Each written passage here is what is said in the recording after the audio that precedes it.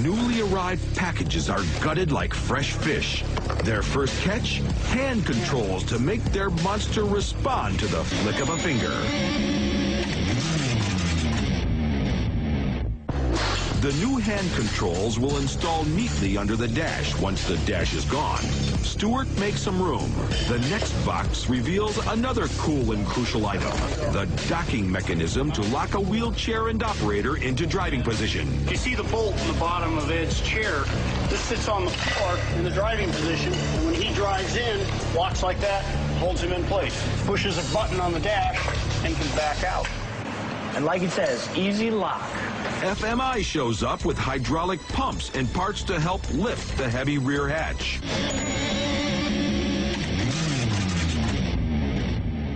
The guys from FMI are the Houdinis of hatchbacks. They stick around the garage for a while to work some of their magic. Well, first thing we're going to do is we're going to help him guide the mounting of the cylinder, the specific points inside the vehicle and on the rear door to make sure that it opens and closes properly. If a habit works, don't break it. Jesse fabricates his 30th custom exhaust for his 30th monster. They'll mount 2 spring actuators, one on each side of the ramp. You'll be all set. The homemade actuators that will help lower the rear hatch need catch plates to push against. So Ray marks a location, and Warren welds them in place. We're done. Sure? That's it. That's where they're going. They're ready to test the homemade actuators. That just proves it works. That spring works perfect. Jesse tacks on his totally not cute 2-in-1 custom exhaust. Huh? Stuart is trying to figure out how to install the hand control. Hey, you've driven this before? Yep. What's the lever that you use to activate everything? This is your brake rod, and then the bend is so it goes underneath the little, whatever, under dash panels. Like this? Yep. Oh, I get it. And the brake will attach to that. Yep. This is the lever that they use, push down for the throttle, and I guess you push forward for the brake, I think. It's kind of a jigsaw puzzle with no instructions, and it'll work. It will work. Thanks, Ed. You're the man. A couple more quick welds, and the hatch is battened down. And we got it. No, that's it. Day 5 is just about done. But before the team can call it quits, some shiny new 22s roll in. The wheels! Big wheels. They're definitely going to add to the ultimate handicap mobility vehicle. 0. Nada. Team is beat, but Warren can't wait to see what those slamming wheels look like on a straight-laced SUV from overseas. Oh, yeah. Electronics, hydraulics, pneumatics, and some homemade actuators all have to work together to make the rear-end remote controllable. Ray installs one final switch, and the electronics are wired. It's time to try it out. The heavy ramp rises and clicks to a stop, just as planned. Oh, yeah! The hatch comes down and closes flush.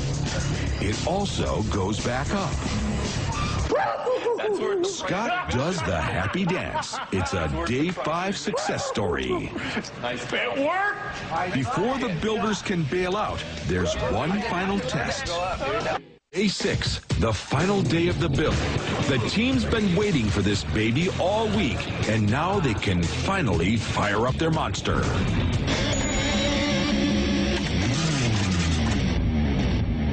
They all agreed installing the fuel cell and firing up the Mercedes is the #1 priority for the day. But with just 14 hours left to build, Scott still isn't done planning and measuring. I want to put a fold in the pan right here just to bring this part down. So have maybe 30 degrees in the thing. That'll make this easier to get on, and it won't make much difference when it's up here.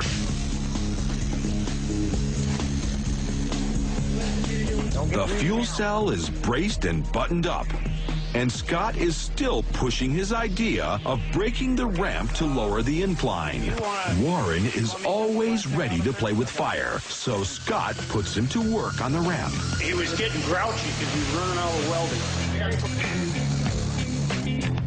I was having fire withdrawals. It's kind of like, you know, you go so long without getting any, and Ray gives the revised ramp a trial run. Now, isn't that easier?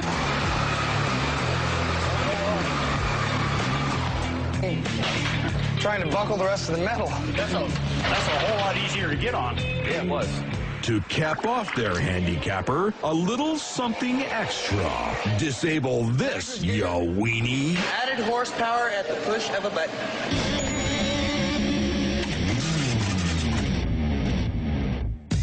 Company man Stewart gets to give it the gas. Definitely not standard equipment. It's a full throttle switch. It'll actually activate the system when you floor it. It'll take care of business for us. We have nitrous. The nitrous system is good to go. They fill the fuel cell, and Ed is growing impatient. Listen to the cripple. And test this thing. All right, guys, moment of truth.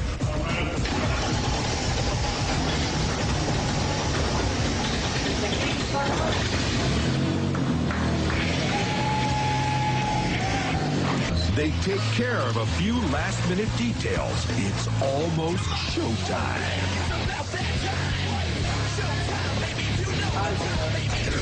They're ready to release their beast. But when they get it outside, their monster sounds like a clunker. The ramp drops like a steel drawbridge, and the builders pile in.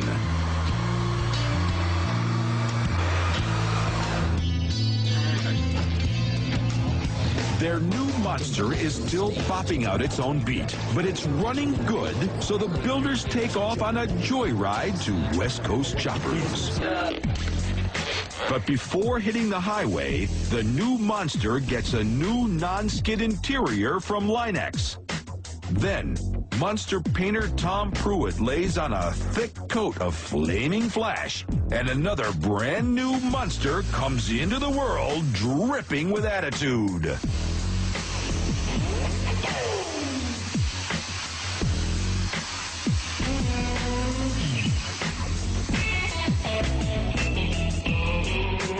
The boys took a Mercedes SUV and turned it into the baddest handicap-friendly vehicle on 4 wheels. We'll let the man himself tell you what. What's up, man? Yeah, how you doing? You Sean? Almost, man. Got a car for you to check out here. Yeah, you want to take it for a spin? Okay. Unless you're busy. No stopping him! This dude is Monster Garage material through and through. You're damn right there's no stopping him. Check it out, Swag. Jesse's gonna let the kid take it out for a test drive. I don't think I'll be able to drive it, though. You can drive it. It's got hand control? Yep.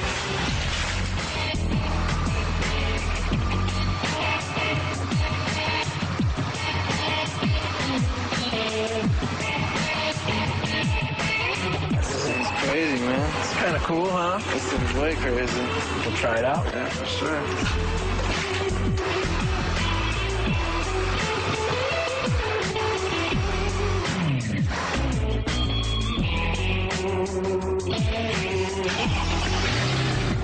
This thing's crazy, man. Yeah.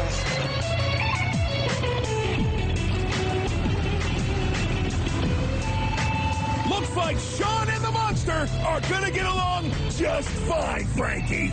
He's styling in the monster wheelie wagon. Cool. He's tripping out a little bit, I think. Yeah.